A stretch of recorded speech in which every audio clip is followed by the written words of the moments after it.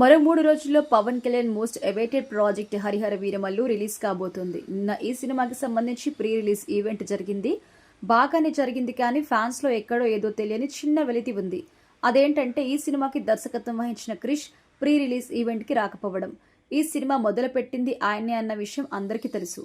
చాలా కాలం ఓపికగా పవన్ కళ్యాణ్ డేట్స్ ఇచ్చినప్పుడే షూటింగ్స్ చేసుకుంటూ వచ్చారు.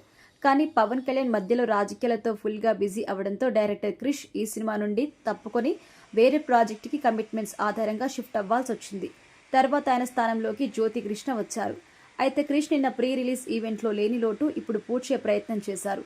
కాసేపటి క్రితం ఆయన ట్విట్టర్లో హరిహర వీరమల్లు గురించి ట్వీట్ చేశారు. ఆయన మాట్లాడుతూ, హరిహర వీరమల్లు మొత్తానికి ఈ ప్రపంచంలోకి ఎంటర్ అవబోతున్నారు.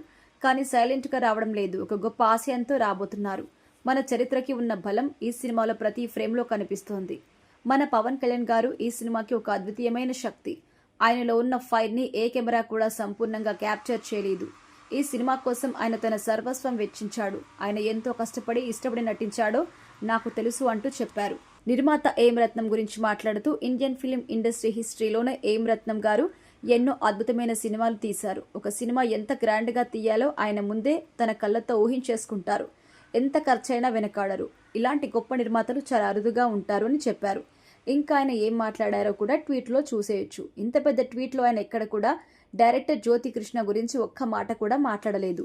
చూస్తుంటే వీళ్ళిద్దరి మధ్య ఈగో క్లాష్ తారాస్థాయికి వెళ్ళినట్టుగా అనిపిస్తోంది. హరిహర వీరమల్లు ట్రైలర్లో కానీ మేకింగ్ వీడియోస్ కానీ ఎక్కడా క్రిష్ పేరు కనిపించదు. అలా కనిపించకుండా చేసింది జ్యోతి కృష్ణనే అని సోషల్ మీడియాలో విశ్లేషకులైతే అభిప్రాయపడుతున్నారు.